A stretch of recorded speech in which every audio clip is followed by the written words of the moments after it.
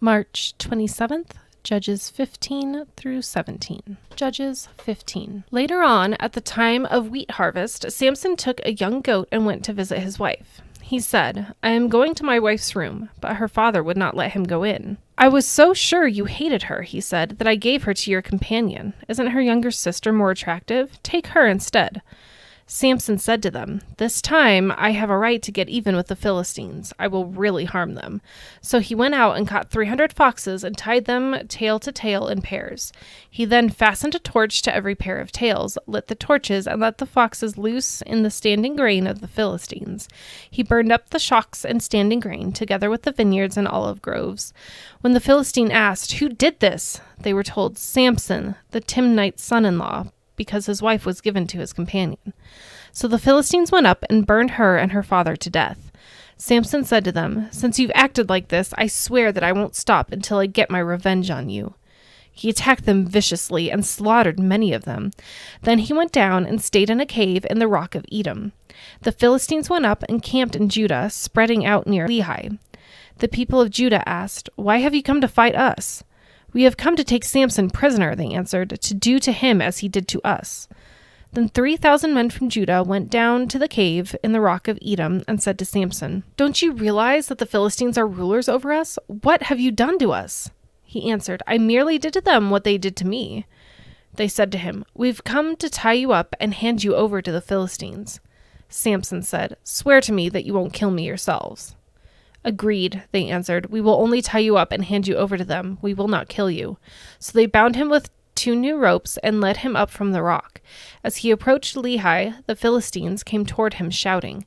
The Spirit of the Lord came powerfully upon him. The ropes on his arms became like charred flax, and the bindings dropped from his hands. Finding a fresh jawbone of a donkey, he grabbed it and struck down 1,000 men. When Samson said, "With the donkey's jawbone I have made donkeys of them. With the donkey's jawbone I have killed 1,000 men."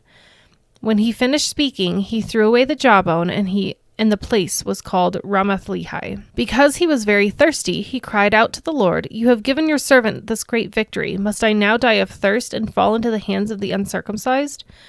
Then God opened up the hollow place in Lehi, and water came out of it. When Samson drank, his strength returned, and he revived. So the spring was called En-Hakkor, and it is still there in Lehi. Samson led Israel for 20 years in the days of the Philistines. Judges 16. One day, Samson went to Gaza, where he saw a prostitute. He went in to spend the night with her. The people of Gaza were told, "Samson is here." So they surrounded the place and lay in wait for him all night at the city gate. They made no move during the night, saying, "At dawn we'll kill him." But Samson lay there only until the middle of the night. Then he got up and took hold of the doors of the city gate, together with the 2 posts, and tore them loose, bar and all. He lifted them to his shoulders and carried them to the top of the hill that faces Hebron. Some time later he fell in love with a woman in the valley of Sorek, whose name was Delilah.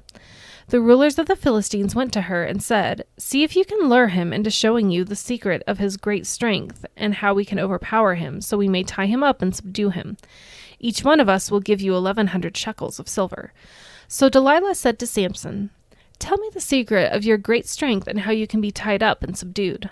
Samson answered her, "If anyone ties me with 7 fresh bowstrings that have not been dried, I'll become as weak as any other man."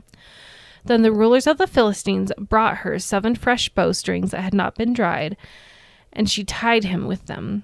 With men hidden in the room, she called to him, "Samson, the Philistines are upon you." But he snapped the bowstrings as easily as a piece of string snaps when it comes close to a flame.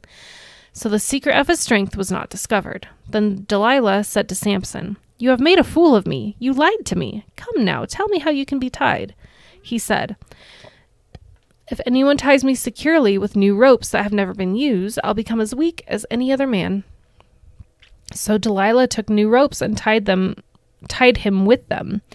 Then, with men hidden in the room, she called to him, "Samson, the Philistines are upon you." But he snapped the ropes off his arms as if they were threads.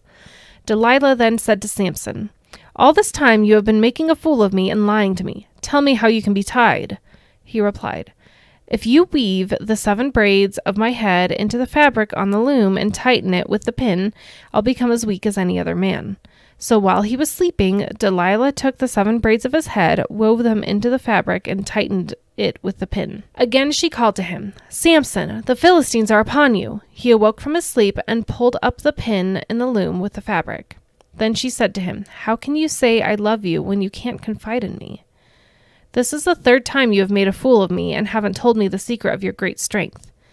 With such nagging, she prodded him day after day until he was sick to death of it. So he told her everything. "No razor has ever been used on my head," he said, "because I have been a Nazirite dedicated to God from my mother's womb. If my head were shaved, my strength would leave me, and I would become as weak as any other man." When Delilah saw that he had told her everything, she sent word to the rulers of the Philistines, "Come back once more, he has told me everything." So the rulers of the Philistines returned with the silver in their hands. After putting him to sleep on her lap, she called for someone to shave off the 7 braids of his hair, and so began to subdue him, and his strength left him. Then she called, "Samson, the Philistines are upon you." He awoke from sleep and thought, "I'll go out as before and shake myself free." But he did not know that the Lord had left him. Then the Philistines seized him, gouged out his eyes, and took him down to Gaza. Binding him with bronze shackles, they set him to grinding grain in the prison. But the hair on his head began to grow again after it had been shaved. Now the rulers of the Philistines assembled to offer a great sacrifice to Dagon their god to celebrate, saying, "Our God has delivered Samson, our enemy, into our hands." When the people saw him, they praised their God, saying, "Our God has delivered our enemy into our hands, the one who laid waste to our land and multiplied our slain." While they were in high spirits, they shouted, "Bring out Samson to entertain us." So they called Samson out of the prison, and he performed for them. When they stood him among the pillars, Samson said to the servant who held his hand, "Put me where I can feel the pillars that support the temple, so that I may lean against them." Now the temple was crowded with men and women. All the rulers of the Philistines were there, and on the roof were about 3,000 men and women watching Samson perform. Then Samson prayed to the Lord, "Sovereign Lord, remember me. Please, God, strengthen me just once more, and let me with one blow get revenge on the Philistines for my 2 eyes." Then Samson reached toward the 2 central pillars on which the temple stood. Bracing himself against them, his right hand on one and his left hand on the other, Samson said, "Let me die with the Philistines." Then he pushed with all his might, and down came the temple on the rulers and the people in it. Thus he killed many more when he died than while he lived. Then his brothers and his father's whole family went down to get him. They brought him back and buried him between Zorah and Eshtaol in the tomb of Manoah, his father. He had led Israel 20 years. Judges 17. Now a man named Micah from the hill country of Ephraim said to his mother, "The 1,100 shekels of silver that were taken from you and about which I heard you utter a curse, I have that silver with me. I took it." Then his mother said, "The Lord bless you, my son." When he returned the 1,100 shekels of silver to his mother, she said, "I solemnly consecrate my silver to the Lord for my son to make an image overlaid with silver. I will give it back to you." So after he returned the silver to his mother, she took 200 shekels of silver and gave them to a silversmith who used them to make the idol, and it was put in Micah's house. Now this man Micah had a shrine, and he had made an ephod and some household gods and installed one of his sons as his priest. In those days Israel had no king. Everyone did as they saw fit. A young Levite from Bethlehem in Judah, who had been living within the clan of Judah, left that town in search of some other place to stay. On his way, he came to Micah's house in the hill country of Ephraim. Micah asked him, "Where are you from?" "I'm a Levite from Bethlehem in Judah," he said, "and I'm looking for a place to stay."